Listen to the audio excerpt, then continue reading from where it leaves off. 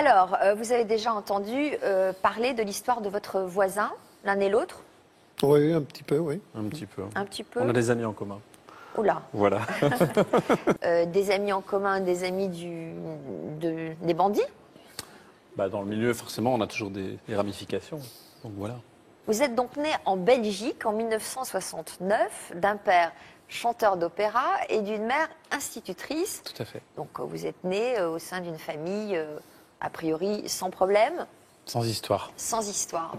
Vous gardez quel souvenir de votre enfance? De très beaux souvenirs. Et je dirais une enfance assez aisée, culturellement en tout cas.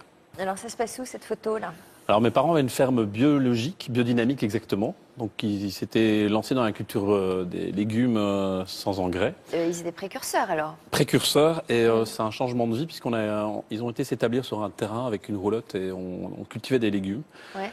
Moi, ça n'a pas toujours été facile puisqu'il y avait le regard des autres. Parce que quand j'étais dans cet espace-là, j'étais très bien. Puis quand j'étais à l'école ou dans d'autres milieux, c'était assez difficile à porter. Parce que ça disait quoi, le regard des autres? Mais j'avais des parents qui avaient des principes d'éducation, c'est-à-dire qu'on n'avait pas le droit d'avoir des armes en plastique à la maison, on ne pouvait pas avoir la télévision. Et donc, ils nous préservaient un petit peu de tout ce qui était... qui pouvait peut-être nous rendre différents. Donc vous n'aimiez pas ce côté original aux yeux des autres? Exactement. Vous n'aimiez pas vous distinguer des autres? Absolument, oui.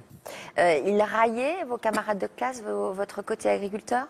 C'était pas le côté raillé, c'était plutôt le côté la différence dans la manière de m'habiller, de vivre dans un univers qui n'était pas comme les autres. Le côté bio à l'époque, c'était déjà un peu, on regardait ça un peu comme une secte, c'était pas tout à fait normal, quoi. Donc c'était ça qui me posait problème.